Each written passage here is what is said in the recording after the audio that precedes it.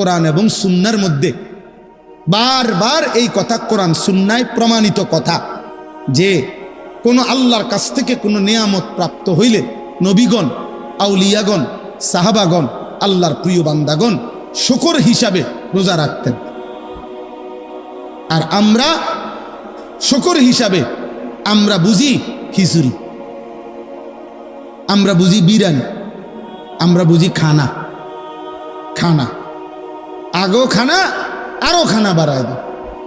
আমাদের সমস্ত আনন্দ কিংবা বেদনায় খানাটা হলো মুখ্য। আনন্দের মুহূর্তেও আনন্দের অভিব্যক্তি খানা, বেদনার মুহূর্তেও বাপ মরুক, মা মরুক, বউ মরুক, ফুত মরুক না, দুঃখ ভারাক্রান্ত মানুষ, কিন্তু দায়িত্ব হইল খানা। আমাদের বুঝ হলো এটা। আনন্দের মুহূর্তেও আমরা বুঝে নিছি ভাতের থালা, বেদনার মুহূর্তেও আমরা বুঝে নিছি ভাতের থালা। এটা আমরা খুব বুঝছি, আমরা বুঝছি এটাই। বাকি কোরআন সুন্নাহর আলোকে আমরা এটা বুঝি নাই, আপনারা আপনাদের যেমনি বুঝছেন, আপনাদের বুঝে আপনারা আরেকবার ভাইবেন আমার কথাটা। আমি এই কথাটাই বললাম, আপনাদেরকে বললাম।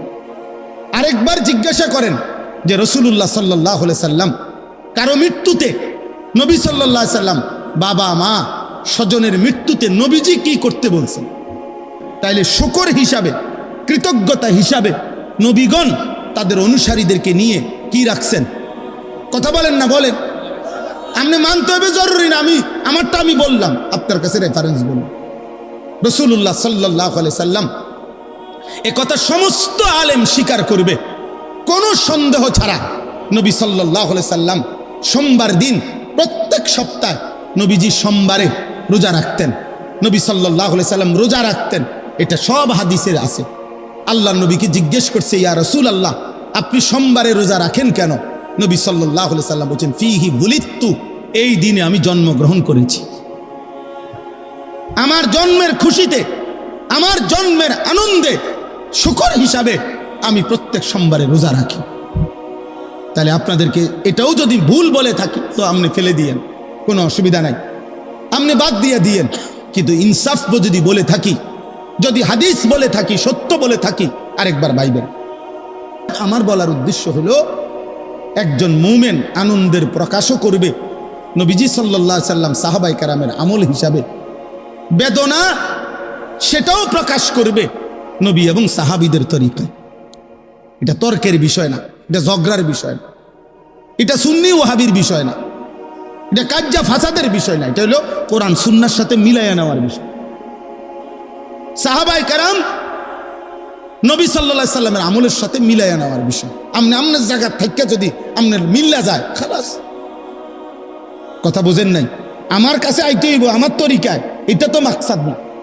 মাকসাদ হইল আপনি যেখানেই আছেন, যার কাছে আছেন, যেই পীর, যেই মুর্শিদে হোক, যেই আউলিয়ারি হোক, যেই দরবারি হোক, যেই খানকাই হোক, আপনি শুধু এতটুকু মনে রাখেন, ইবাদত কিংবা আমল, আনন্দ কিংবা বেদনা, সব অবস্থাতে সুখ কিংবা দুঃখ, আমাদের প্রত্যেক অবস্থার বহিঃপ্রকাশ রাসূলুল্লাহ সাল্লাল্লাহু আলাইহি সাল্লাম সাহাবায়ে কেরামের আমলের সাথে মিলানো উচিত। কথা বলেন না কেন? উচিত। এর দূর আপনাদের বিবেকের কাছে বলে গেল। আরে যুবক শোনো, আব্বা, সেদিন 10ই মুহররম কারবালার মাঠে সর্বশেষ ইয়াজিদের এই ঘৃণ্য বাহিনীর বিরুদ্ধে শেষ যখন 71 জন আহলে বাইত যখন শহীদ হয়ে গেল, ইমামে হুসাইন যখন একা আইসা দাঁড়াইছে, একা কারবালার প্রান্তরে, আমরা কিতাবে পড়ছি, ইমামে হুসাইন সেদিন একা দাঁড়িয়ে তিনি যুদ্ধ যখন শুরু করছে, এরই সময় জোহরের নামাজের ওয়াক্ত হয়ে গেছে।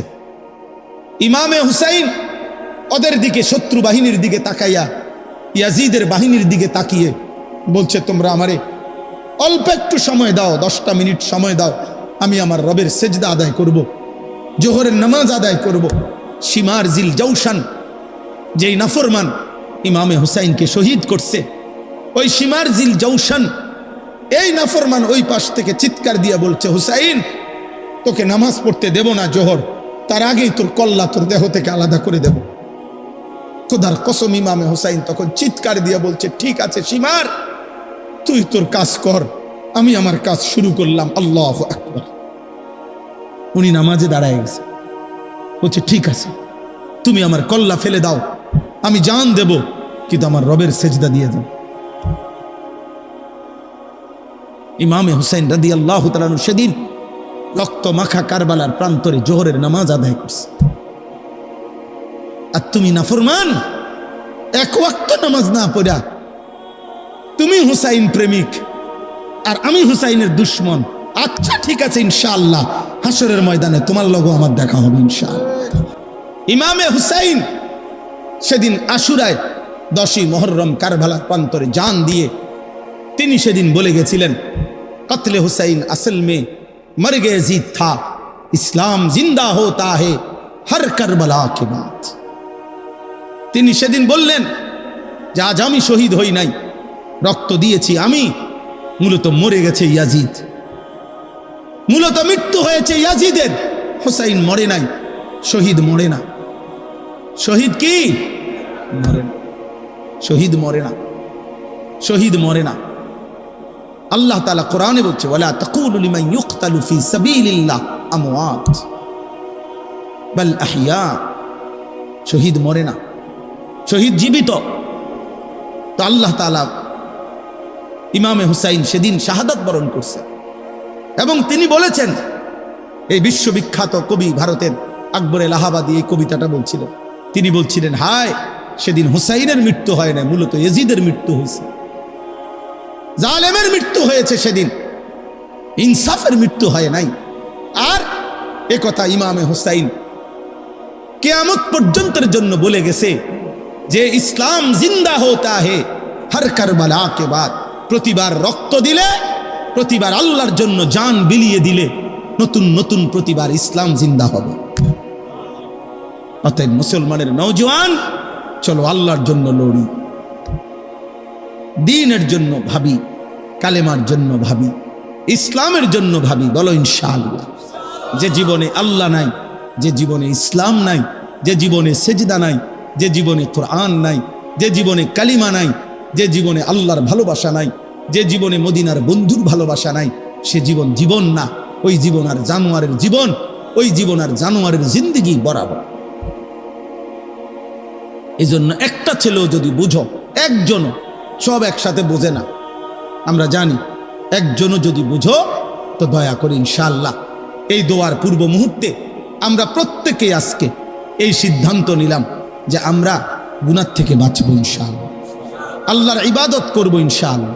আর শুরুতে যে কথা বলছি আমি, প্রত্যেকে অনেক মাশাআল্লাহ অনেক রাত আপনারা বাবারা কষ্ট করছেন, আব্বা দাদা চাচা বাবা বুড়া জওয়ান নারী পুরুষ যুবক, তোমাদের সবার কাছে অনুরোধ, বাবা আপনাদের কাছেও, যার যার জায়গা থেকে সুবিধা মতো একটু একটু সময় করে হলেও কিছু না কিছু সময় দিন শিখেন, ওযু শিখেন, নামাজ শিখেন, সূরা কেরাত শিখেন, একটু একটুই শিখেন, 10 মিনিটেই পড়েন, 5 মিনিটেই শিখেন। চারিদিকে মাদ্রাসা আছে, চারিদিকে হুজুর আছে, চারিদিকে আলেম ওলামা আছে।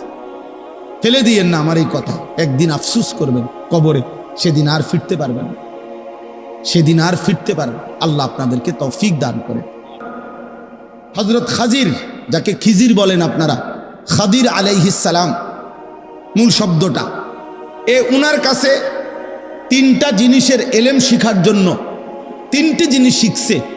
লম্বা পথ উনার সাথে সফর করতে হয়েছে, দীর্ঘ পথ সফর করে 3টা জিনিস শিখছে। একটা আপনার নৌকা চলার পথে উনি ছিদ্র করে ফেলছে হযরত খাজির। মুসা আলাইহিস সালাম বোঝে নাই কেন ছিদ্র করল, চলার পথে একটা বাচ্চা ছেলেকে হত্যা করে ফেলছে।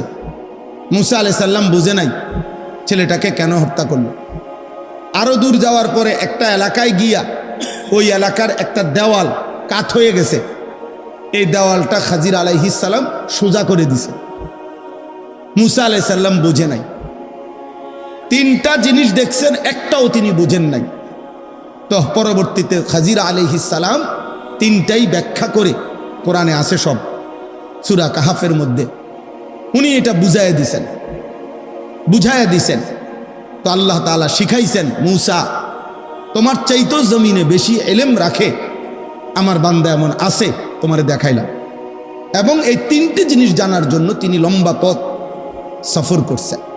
হাল আত্তাবিউকা আলা আন তুআল্লিমানি মিম্মা উল্লিমতা রুশদা। কোরআনে আছে মুসা আলাইহিস সালাম ওই খাজির আলাইহিস সালামের কাছে গিয়ে বলছে, কেন আসছেন? খাজির মানে এই খিজির যাকে বলেন আপনারা, উনি জিজ্ঞেস করছে আমার কাছে কেন আসছেন?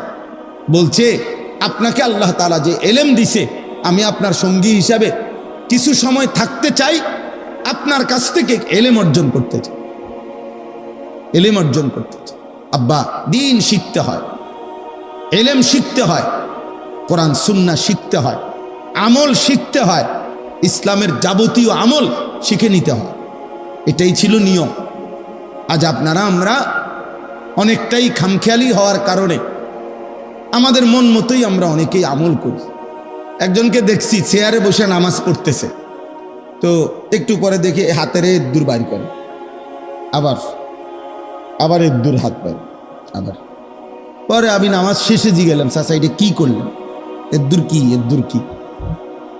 যে এদ্দুরটা হলো রুকু, আর এই বেশিটা হলো সে বলেন এটা নি রুকু। আপনার বাপ দাদা 14 গোষ্ঠী শুনছি নি এটা রুকু? পৃথিবীর কোনো আলেম বলবি নি এটা রুকু, এটা নি রুকু, হাতের এই এদ্দুর বাড়ালে নি রুকু। আমি বললাম তা আপনি এটা কোত্থেকে শিখলেন? এটা রুকু, এটা সেজদা, মাথা কই, আমনে কই? আশ্চর্য কথা। অনেকের তো এরুমি দুম, এটা হইল কথা? এটা বুঝি দিন যে আমি নামাজ পড়তেছি, আমার আশেপাশে দেখেছি অনেকে এরুম করে, এটাই নামাজ? আশ্চর্য। আপনি বসে নামাজ পড়লে ইশারায়, তো ইশারা কি হাতেরই নি ইশারা না মাথার ইশারা? তাইলে খামখেয়ালি, জানারও মানসিকতা না, জানারও মানসিকতা। অসংখ্য মুসলমান এজন্য বাপ, এটা জরুরি বুঝা, দিন শিখতে হয়।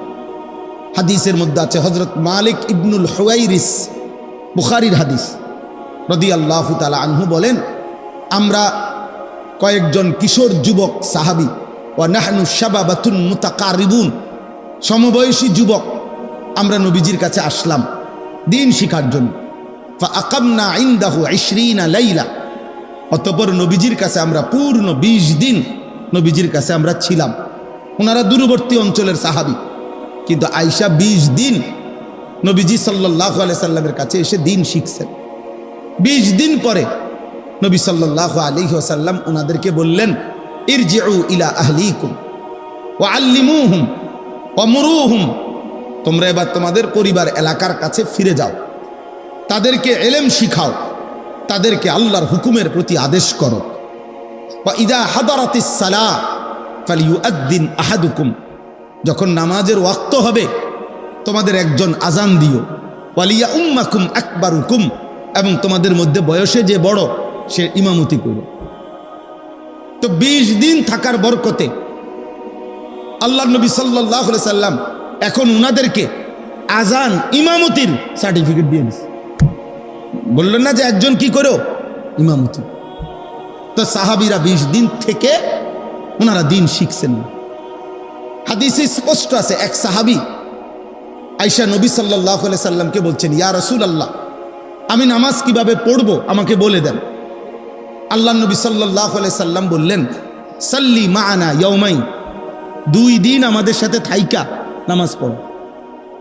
2 দিনে সাহাবী নবীজির সাথে থেকে 10 ওয়াক্ত নামাজ তিনি পড়ছেন। আল্লাহ নবী সাল্লাল্লাহু আলাইহি সাল্লাম এবার বললেন, এই 2 দিনে আমাদের সাথে যে নামাজ পড়তে দেখছো, এইভাবে নামাজ। তাইলে শুধু মুখে বলে দিছেন না, সাথে রেখে শিখাইছেন? কথা বলেন না, সাথে রেখে শিখাইছেন, সাথে রেখে শিখাইছেন। প্রথম যেদিন মেরাজের রাতে নামাজ ফরজ হয়েছে 5 ওয়াক্ত, তো নবীজি যখন জমিনে ফিরে আসলেন পরের দিন 2 দিন টানা হযরত জিবরিল আলাইহিস সালাম এবং আমাদের নবী সাল্লাল্লাহু আলাইহি ওয়াসাল্লাম, শুধু এই 2 জন, জিবরাইল ইমাম, নবী সাল্লাল্লাহু আলাইহি সাল্লাম তার পিছনে দাঁড়িয়েছেন। 2 দিনে 5 ওয়াক্ত করে 10 ওয়াক্ত নামাজ পূর্ণ 2 দিন জিবরাইল নবীজিকে দেখাইছেন। দেখানোর পরে জিব্রাইল বলছেন, ইয়া রাসূলুল্লাহ, এই 2 দিন কেন পড়াইলাম? প্রথম দিন প্রত্যেক ওয়াক্ত নামাজের আউয়াল ওয়াক্ত শুরুর সময়ে আদায় করে দেখাইছি। দ্বিতীয় দিন 5 ওয়াক্ত নামাজের শেষ টাইমের আগ মুহূর্তে নামাজ পড়ে দেখাইছি। এ আপনার জন্য স্বাভাবিক, আপনি এবং আপনার উম্মতের জন্য স্বাভাবিক নামাজের টাইম। আমি যে 2 পাশ দেখাইলাম তার মাঝামাঝিটা, মাঝামাঝি সময়ে কি করে নেবেন? নামাজগুলো পড়বেন। এরপরে দেখেন, এরপরে নবী সাল্লাল্লাহু আলাইহি সাল্লাম সাহাবায়ে কেরামকে জমা করছেন মসজিদে নববীতে, মিম্বরের উপরে দাঁড়াইছেন সাহাবীদের দিকে ফিরে। মিম্বর বুঝেন তো কি? মিম্বর কি? যেখানে খুতবা দেয়, ওই যে 3 তাকওয়ালা যে এইটা, এই মিম্বর, মিম্বরের উপরে দাঁড়িয়ে সাহাবাদের দিকে ফিরে রাসূলুল্লাহ সাল্লাল্লাহু আলাইহি সাল্লাম নামাজ দেখাইছেন। রুকু সেজদার সময় নিচে নামে সেজদা দিছেন। এরপরে সালাম ফিরায় দেখাইয়া এরপরে নবীজি বললেন, সাল্লু কামা রাআইতুমুনি উসাল্লি, এই যে তোমরা যেভাবে আমাকে নামাজ পড়তে দেখলা, এখন থেকে তোমরা এভাবে নামাজ আদায় করো। এরপরে সাহাবায়ে কেরামকে নিয়ে আনুষ্ঠানিকভাবে নবী সাল্লাল্লাহু আলাইহি সাল্লাম নামাজ পড়া শুরু করছেন। তাহলে নিজে আগে জিব্রাইল থেকে 2 দিন বুঝে নিছেন, আবার সাহাবায়ে কেরামকে হাতে কলমে প্র্যাকটিক্যাল বুঝাইয়া দিছেন, এরপরে নিজে সাহাবাদেরকে নিয়ে আদায় করছেন। তাহলে আমাদের উচিত আব্বা দিন শেখা দরকার। আপনি হয়তো বলে, হুজুর আমি নামাজ পারি না, আপনার পারার মধ্যে এখনো ভুল আছে। মনে রাখবেন, কোরআনুল কারীমের মধ্যে আছে, একজন ইমানদার বান্দার আমলের ক্ষেত্রে, প্রত্যেক আমলের ক্ষেত্রে আল্লাহর চাওয়া কি? শুধু আমল না, বরং আল্লাহর চাওয়া হলো আহসানে আমল, লিয়াবলুয়াকুম আইয়ুকুম আহসানু আমালা। আল্লাহ তাআলা বলেন, বান্দা আমি শুধু আমল চাচ্ছি না, আমি চাচ্ছি প্রতিটা আমল সর্বোচ্চ সুন্দর হোক, সেটা চাচ্ছি। শুধু কি চাচ্ছি না বলেন না? শুধু আমল না, শুধু আমল না, কোন রকম জোরাতালির নামাজ না, কোন রকম জিকির না, কোন রকম নামাজ না, কোন রকম তেলাওয়াত না, কোন রকম ইসলামে অনুমোদিত নয়। ইসলামে কোন রকম বলতে কিছু নেই, আপাতত বলতে ইসলামে কোনো বিধান নাই, সব বিধানই পূর্ণাঙ্গ। সব বিধানই কি?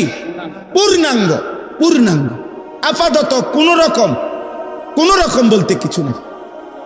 তাইলে প্রত্যেক মুসলমান প্রতিনিয়ত আহসান, আরো সুন্দর করা, এই মানসিকতা থাকা, এটা আল্লাহ তাআলার পক্ষ থেকে আমাদের জন্য চাওয়া। তোমার নামাজ আরো সুন্দর করা দরকার, তোমার রুকু আরো সুন্দর করা দরকার, তোমার সেজদা আরো সুন্দর করা দরকার, তোমার জিকির আরো সুন্দর করা দরকার, তোমার তেলাওয়াত আরো সুন্দর করা দরকার, তোমার আল্লাহ তাআলার ইবাদত আরো সুন্দর করা দরকার। আহসান আহসান আহসান, আরো সুন্দর। গত 1-2 বছর আগে আমার খুলনার হজরত, বাংলাদেশের একজন বড় বুজুর্গ আরেফ বিল্লাহ হজরত মাওলানা মুফতি নুরুল আমিন সাহেব, অনেক বড় আল্লাহওয়ালা, করাচি হজরত কুতবে আলম হজরত মাওলানা শাহ হাকিম মোহাম্মদ আখতার রহমতুল্লাহ আলাইহের খলিফা হজরত, অনেক বড় আল্লাহওয়ালা। আজ থেকে 5-7 বছর আগে আমি আমার শায়েখ আল্লামা মুফতি মুশতাকুন নবী কাসিমি হুজুর সহ আমরা প্রায় 30-35 জন আলেম প্রায় 7-8 বছর আগে হজরতের কাছে গিয়া খুলনায় 3 দিন ছিলাম। হজরত জিজ্ঞেস করছেন কেন আসছি? আমাদের শায়েখ আল্লামা মুফতি মুশতাকুন নবী সাহেব বলছে, হজরত আমরা আপনার কাছে আসছি, থাকবো এখানে সুন্নত মোতাবেক ওযু এবং নামাজ শেখার জন্য। 3 দিন থাইকা আমরা সুন্নত মোতাবেক ওযু এবং নামাজ শিখছি হজরতের কাছে। যখন আমরা ওয়াজ করি, আমগরে তো চিনেন আপনারা সবাই, চিনা এক কথা, দিন আরেক কথা, আখেরাত আরেক কথা। আব্বা 1 কোটি মানুষ চিনার দ্বারা অথবা একজনও না চিনার দ্বারা খোদার কসম আখেরাতে আলাদা কোনো বিশেষত্ব নাই, হাসরের মাঠে আলাদা কোনো বিশেষত্ব নাই। পরিচিতি কিংবা সুখ্যাতি কিংবা অখ্যাত মানুষ, অপরিচিত মানুষ, এর দ্বারা কিছু আসে যায় না। কোরআনুল কারীমের মধ্যে কোন নবীর নাম আছে, কোরআনে নবীর নাম আছে যতজন, নাই তার চাইতে বেশি 1,00,000 গুণ। 1,24,000 যদি নবী এবং রাসূল হয়, কোরআনে নবীর নাম আছে মাত্র 25 জন। 25 জন। যদি 1.5 থেকে 2.5 লাখ সাহাবী হয়, কোরআনে সাহাবীর নাম আছে 1 জন। কয়জন জানেন এটা?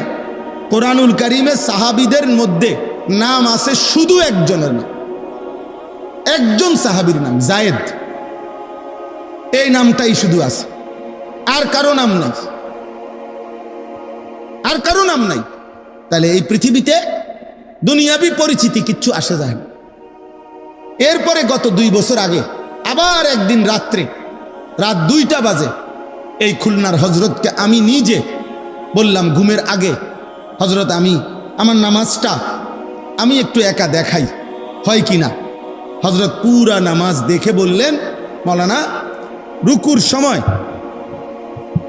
আপনার এই ডান হাত একটু এদিকে বাঁকা হয় বেশি, এটা সোজা করতে হবে, মানে এইভাবে হাত থাকতে হবে। আমি বললাম হজরত আপনি ধরে ঠিক করে দেন।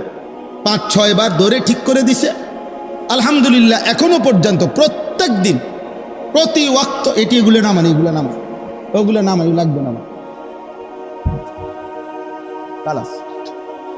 তো প্রত্যেক ওয়াক্ত নামাজের সময় আমার এটা মনে পড়ে যে হজরত আমাকে বলছেন এই হাত কি রাখতে, সোজা রাখ। অধিকাংশ বেলা আমার এটা মনে। তাহলে নামাজ সুন্দর হওয়া, আরো সুন্দর হওয়া আমারও দরকার, আপনাদেরও দরকার, আপনাদেরও দরকার, আমাদের সকলের দরকার। আব্বা আমরা বড় খামখেয়ালি মানুষ, যে সমস্ত গাফেল ইবাদত করে না, যেগুলো নামাজ পড়ে না, ওই ফালতুদের তো কোনো আলাফে নাই, ওইগুলা তো কোনো হিসাবের মধ্যেই নাই। কিন্তু যারা নামাজ পড়েন তাদের মধ্যেও গাফলতি অনেক। রাসূলুল্লাহ সাল্লাল্লাহু আলাইহি সাল্লামের স্পষ্ট হাদিস শুনেন, আবু দাউদ শরীফের হাদিস। নবীজি বলছেন, তিলকা সালাতুল মুনাফিক, ওই নামাজ মুনাফিকের নামাজ। 3 বার বলছে, ওই নামাজ মুনাফিকের নামাজ, ওই নামাজ মুনাফিকের নামাজ। কামা ফানাক্কারা আরবাআন লা ইয়াযকুরুনাল্লাহা ইল্লা কালিলা, যে দাঁড়িয়ে 4 রাকাত নামাজ আদায় করছে যেন 4টা ঠোকর মারছে, এত দ্রুত যে যেন 4টা ঠোকর মারছে, বর্ষির ঠোকর দিছে, যেন 4টা ঠোকর মারছে।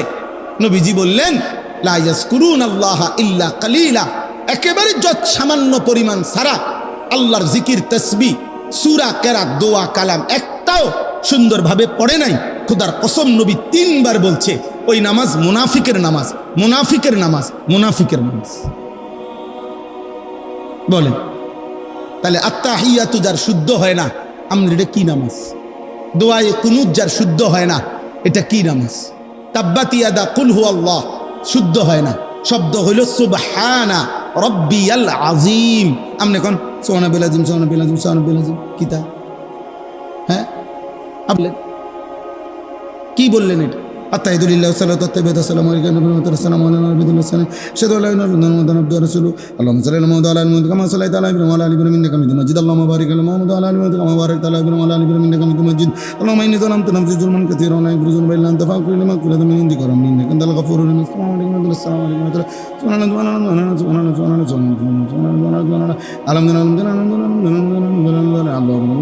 রাহমাতুল্লাহি আল্লাহুম্মা আমিন। রব্বানা যালামনা আনফুসানা ওয়া লা তাগফির লানা লানাকুনান্না মিনাল খাসিরিন বিরহমাতিকা ইয়া আরহামার রাহিমিন। খালাস, কুল্লু খালাস, কুল্লু খালাস। উড়াই লাইলো। আর এটা জাপানি মেশিনে নামাজ।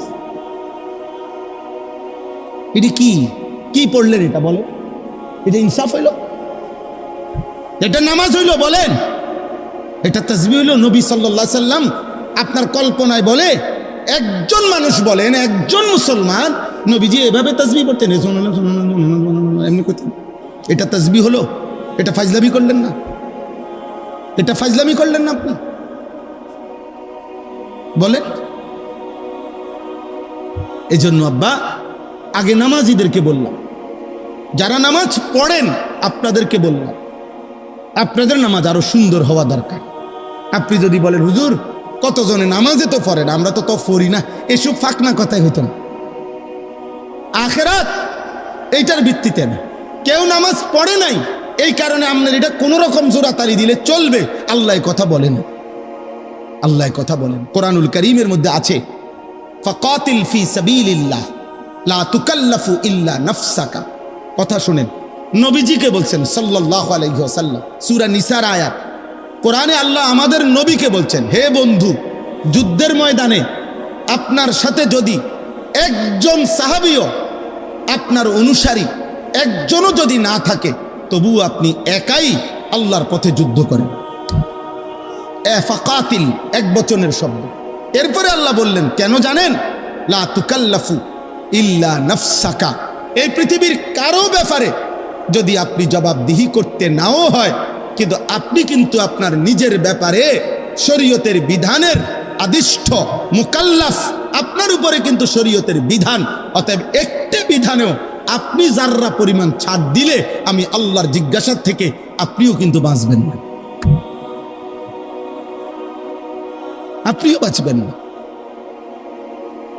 খামখেয়ালি করলে হতো না, খামখেয়ালি করলে হতো না। কোরআনুল কারীমের মধ্যে আছে সূরা হুদ 12 নম্বর 11 নম্বর পারায় 11 নম্বর সূরা, কোরআনের সূরা হুদ।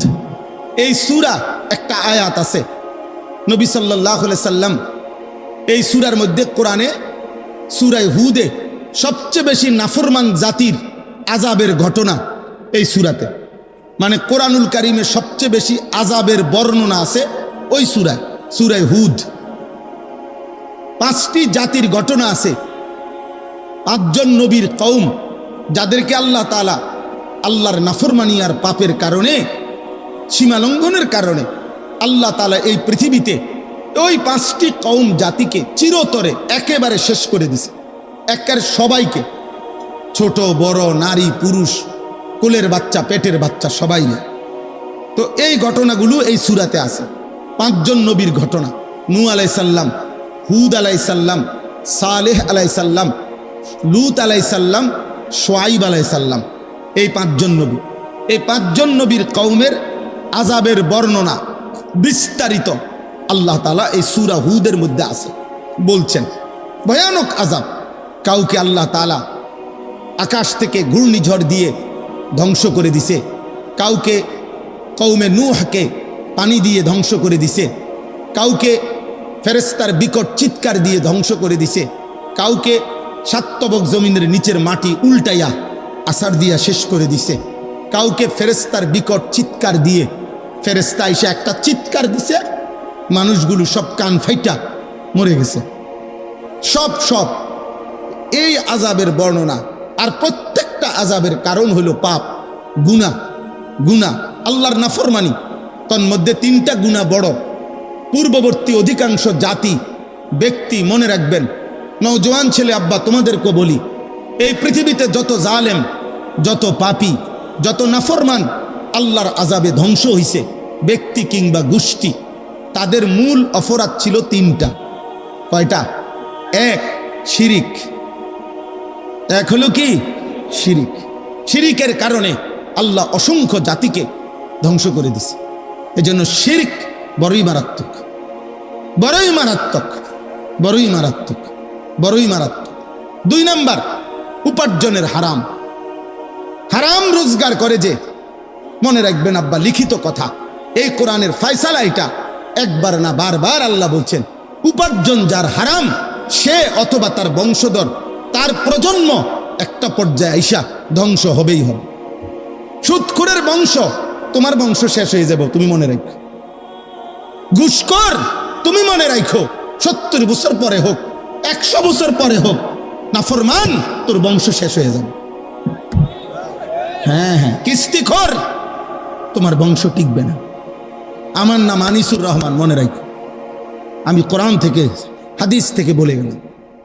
হারামখোরের, হারাম উপার্জনকারীর পরবর্তী প্রজন্ম একটা পর্যায়ে এসা 70 বছর পরে হোক আর 90 বছর পরে হোক, 100 বছর পরে হোক, থাকে না। এটা পরীক্ষিত কোরআনের ফয়সালা। ইয়ামহাকুল্লাহুর রিবা ওয়া ইউরবিস সাদাকাত। সূরা বাকারাতে কোরআনে আল্লাহ স্পষ্ট বলছে, আমি আল্লাহর ওয়াদা, সুদ আমি আল্লাহ সুদ, হারাম উপার্জন আমি নিশ্চিহ্ন করে দেব। ইয়ামহাকু শব্দের অর্থ হচ্ছে নিশ্চিহ্ন করে। আল্লাহর ওয়াদা, আল্লাহর ওয়াদা। একদিন আর বাত্তি, আমি একবার এক জায়গায় দেখছি, বলছে হুজুর আজ থেকে 50 বছর আগে তারা 10 গ্রামের জমিদার ছিল, এই সেই বাড়ি হুজুর। আপনি এখন দেখেন, আমি নিজে বাড়ি ঘুরে দেখছি, একটা ঘর নাই, অনেকগুলো গাছ আছে চারিদিকে, কতগুলো কুত্তা আছে গাছের তলায় বসে রয়েছে। এই কতগুলো কুত্তা ছাড়া একটা মানুষের অস্তিত্ব, যারা জুলুম করতো মানুষের, হারাম উপার্জনকারী। এই 2 নাম্বার। 3 নাম্বার হলো লজ্জাস্থানের গুনাহ, জিনা, ব্যভিচার, পুরুষে পুরুষে অপকর্ম, নিজের হাত দ্বারা নিজের লজ্জাস্থানের নাপাক অপকর্ম, অশ্লীল ছবি, বেহায়াপনা, অসভ্যতা। এই জিনা লজ্জাস্থানের অপবিত্র, শাহওয়াতের গুনাহ, হারাম চাহিদা, যৌন চাহিদা। এই লক্ষ লক্ষ যুবক আজকে এই উশৃঙ্খল, এই চুল চেহারা, লেবাস, পোশাক, আল্লাহ নাই, নামাজ নাই, সেজদা নাই, হালাল হারামের কোনো ধার ধারে না। এক একটা মোবাইল, নারীর আকর্ষণ, অশ্লীল ছবি, উলঙ্গ নাচ, হাজারো যুবককে কুকুর শুকরের চাইতে নিকৃষ্ট বানায় দিছে। কলিজার ভিতরে, চেহারার ভিতরে আল্লাহ রসুলের কোনো চিহ্ন নেই, ইমানের কোনো চিহ্ন নাই। কতদিন হয় নামাজ পড়ে না, জানে না, কত রাত আল্লাহকে সেজদা দেয় না। আমার মনে পড়ে নবী সাল্লাল্লাহু আলাইহি সাল্লাম হাসরের ময়দানে আব্বা জিজ্ঞেস করবে, উম্মত 365 দিন, খোদার 1 বছরে মসজিদের মুয়াজ্জিন তোরে কোনোদিন ফজরের নামাজের জন্য জাগাইতে পারলো না, আর ফুটবল মাঠের রেফারি রাত 4টা বাজে কেমনে তোমারে জাগায় দিল? ফুটবলের রেফারি কেমনে তোমারে রাতের 4টা বাজে ঘুম থেকে জাগাইলো কেমনে? আর আমার মসজিদের মুয়াজ্জিন কেন 365 দিনে 1 বছরে একদিনও, প্রতিদিন সে ডাকছে আসসালাতু খায়রুম মিনান নাওম, কিন্তু এই নাফরমানকে, এই নিকৃষ্ট নাফরমানকে একটা দিন উঠাইতে পারল না। কত বড় বেঈমান, কত বড় গাদ্দার! এই গাদ্দার যেন আল্লাহকে বলে দিছে পরিষ্কার যে মালিক তুমি আরো ডাকলো আমি উঠব না, তোমার ডাকে আমি সাড়া দেব না। তুমি যতই কও হাইয়া আলাল ফালাহ, তুমি যতই বলো সফলতা, আমি জানি সফলতা হইল ফুটবলে, সফলতা সেজদাতে না। ঠিক আছে আব্বা চলো, ফান্তাজিরু, কোরআনে আছে প্রত্যেক নবী বলতে বলতে বলতে বলতে ওই নবীর উম্মত যখন চূড়ান্ত নাফরমানি করছে, নবী অস্থির হইয়া একটা পর্যায়ে নবীগণ বলে ফেলতেন ফান্তাজিরু ইন্নী মাআকুম মিনাল মুনতাজিরিন। এক সময় নবী বলতো, হে আমার জাতি, ঠিক আছে, কোনোভাবেই শুনলা না তো ঠিক আছে, আল্লাহর আযাবের জন্য চলো, তোমরাও অপেক্ষা করো, আমি অপেক্ষা করি, দেখা যাক মালিকের কি ফয়সালা, মালিকের কি ফয়সালা। এই পৃথিবী কেউ থাকবে না রে আব্বা ইমানদার নাফরমান, অনুগত, অবাধ্য, কেউ না, কেউ না, কেউ না, কেউ না, কেউ না। বলো না ভাই, আজ থেকে 300 বছর আগে যারা নেককার মানুষ ছিল তারা এখন কোথায়? বলে না, সবাই বলেন। আজ থেকে 300 বছর আগের জালেম যারা, পাপী, তারা কোথায়? হ্যাঁ, আবু বকর, ওমর, এই 2 সাহাবী, ওনারা এখন কোথায়? আবু জেহেল, আবু লাহাব, এই 2 বেঈমান, এরা এখন কোথায়? তাহলে ইমানদারও কবরে, নাফরমানও কবরে। এই পৃথিবী কাউরেই থাকতে দেয় না, অনুগত কেউ না, অবাধ্য কেউ না, মূসা কেউ না, ফেরাউন কেউ না, ইব্রাহিম কেউ না, নমরুদ কেউ না, পৃথিবী কাউকে থাকতে দেয় না, কাউকে না। সূর্য থামে না রে আব্বা। আব্দুল কাদের জিলানী রাহমাতুল্লাহ আলাইহি সাইয়্যিদুল আউলিয়ার যেদিন মৃত্যু হয়েছে সেদিনও সূর্য চলছে, ফেরাউন নমরুদের যেদিন মৃত্যু হয়েছে সেদিনও সূর্য চলছে, পৃথিবী থামে না। পৃথিবী কি সময়ের গতি থামে না রে আব্বা। তুমি থাইমা যাইবা, তুমি কবরে পৌঁছা যাইবা। এই অহংকার, এই বড়াই, এই শরীর স্বাস্থ্যের যৌবনের বাহাদুরি, মা বাবার বেপরাই। মৌলানা বলল পিতা মাতার অবাধ্যতার ব্যাপারে অনেক সুন্দর কথা বলছে মৌলানা, মাশাআল্লাহ, আমি কিছুটা শুনছি, অনেক চমৎকার বয়ান করছে। আল্লাহ তাআলা জবানে বরকত দান করেন। তা এজন্য বললাম এটা জরুরি। তো আমার বলার উদ্দেশ্য হলো এই তিনটা পাপ মারাত্মক, মনে রাখবা যুবক। 1 নাম্বার শিরিক, 2 নাম্বার উপার্জনের হারাম। যারা অভিভাবক আছেন, রোজগার করেন, যারা পয়সা কামাই করেন, আপনাদের জন্য কথা এটা। উপার্জনের হারাম কইরা আমনও টিকতেন না, ফ্যামিলিও টিকত না, ফ্যামিলিও টিকত না। 70 বছর পরে না, 700 বছর পরে হইল আমনের বংশধররে মানসি এটাই কইব, ওই তো তোরে চিনি, তোর দাদা সুদখোর আছিল। সার বেটা আনতে, বেটা লম্বা লম্বা কথা কইতে যা, বেটা তোরে চিনি না, বেটা আমরা চিনি না, আমরা জানি না তোমার আব্বা কিতা আসিল, বাটপাড়ের হদ্দার আসিল, বেটা ওনাইছত লম্বা লম্বা কথা কইতি। বেটা